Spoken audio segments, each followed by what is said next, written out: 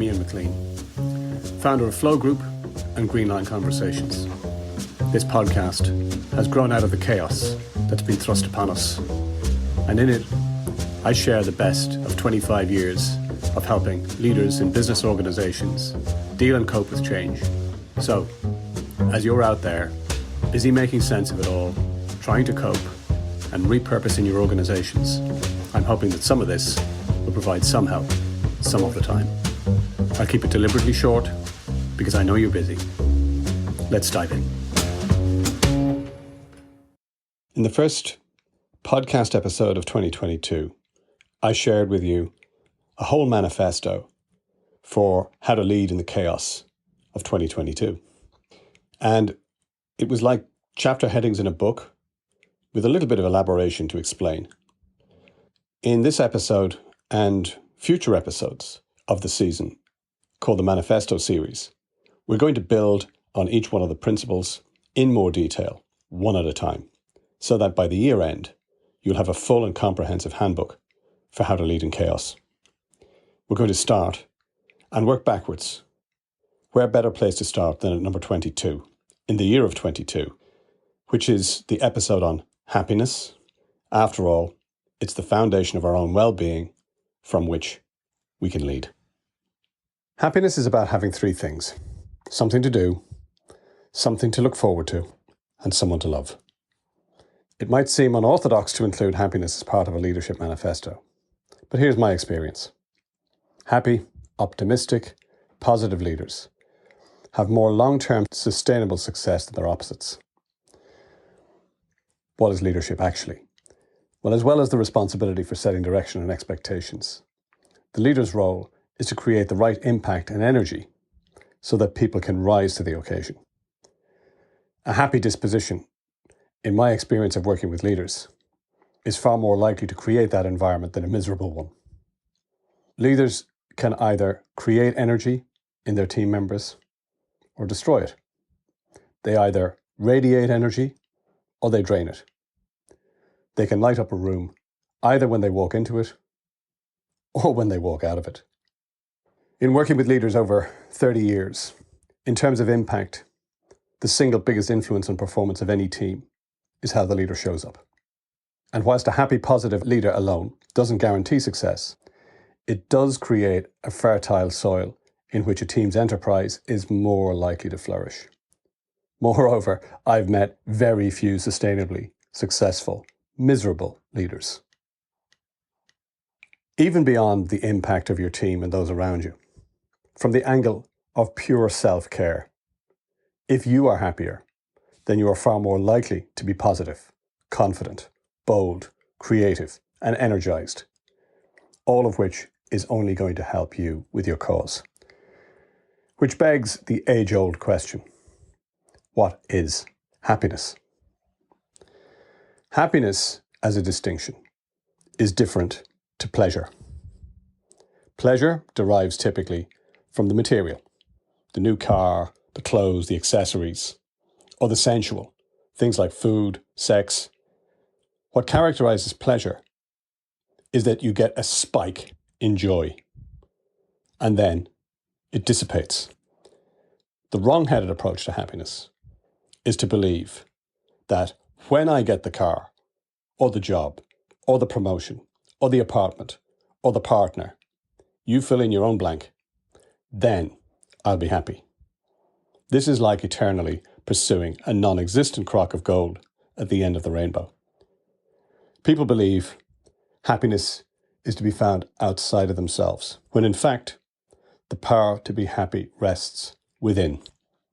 Happiness is an inside job. Rick is a northern UK entrepreneur that I worked with, who built up a successful packaging business over the years. After many years, he left school when he was 14, and much stress and effort, he sold his business for an 8-figure sum. He followed the dream of, when I sell up, then I'll be happy. He paid a heavy price along the way for the juicy reward at the end. After an absence of about 2 years, I met Rick once again over breakfast in London, and I asked him, "So how's retirement?" With a tired, resigned expression, he replied, He was from Hull. If I never see a 7-star hotel or white sandy beach ever again, it won't be a minute too soon.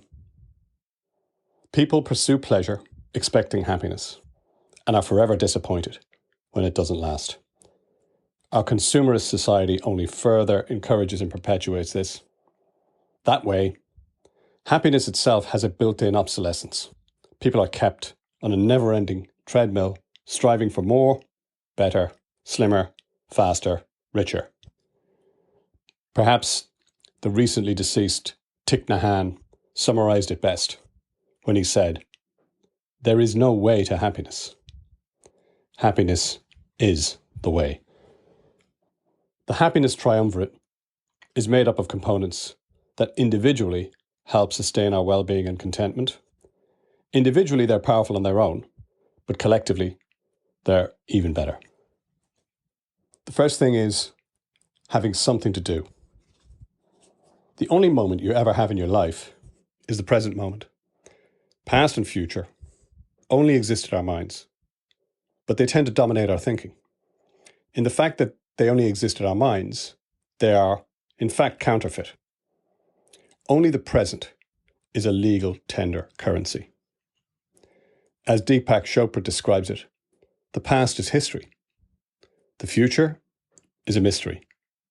This moment is a gift, which is why they call it the present.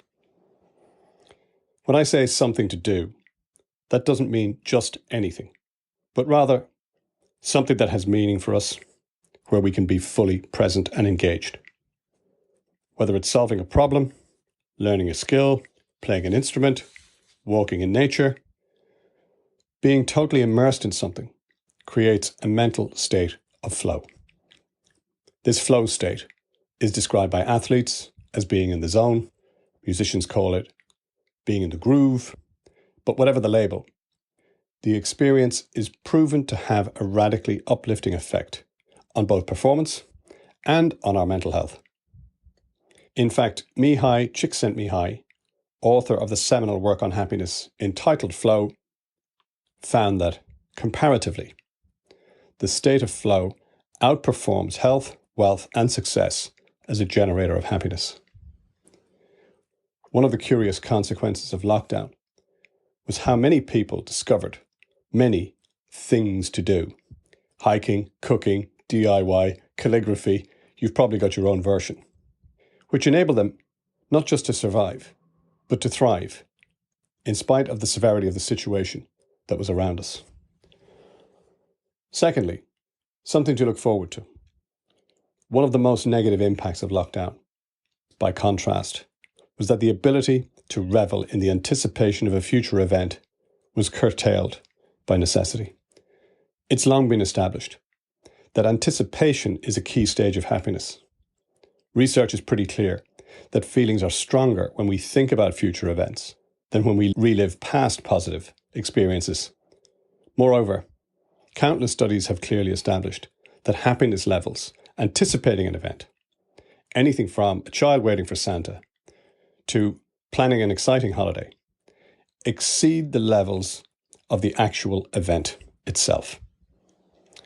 50% of traveller happiness occurs on the run-up to the holiday, versus only 35% when people look back, and, remarkably, only 15% of the actual trip itself. Having something in the future to look forward to helps us better bear any mundanity or misery we might be experiencing in the present.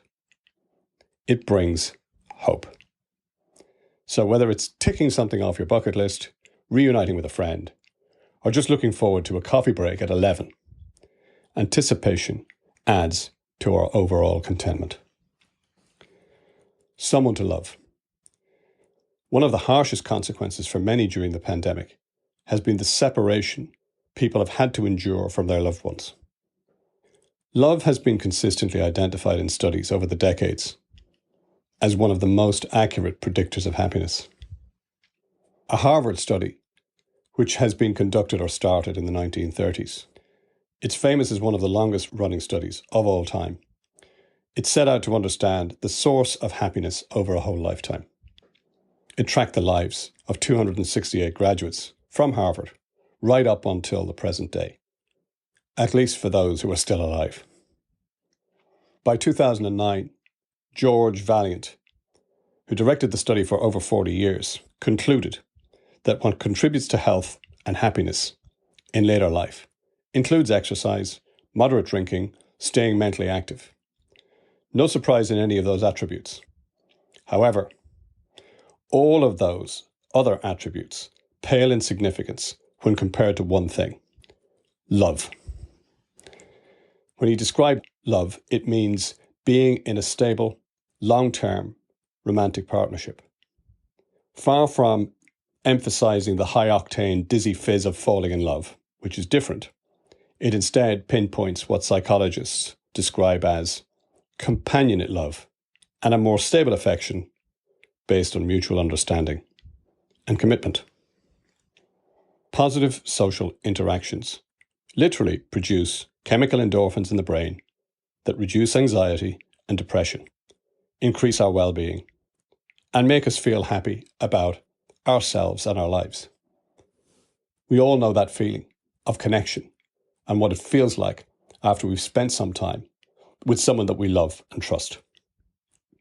And so, armed with the wisdom of many lifetimes' experience, it appears that love does actually conquer all. Until next time, stay safe, stay sane, stay connected.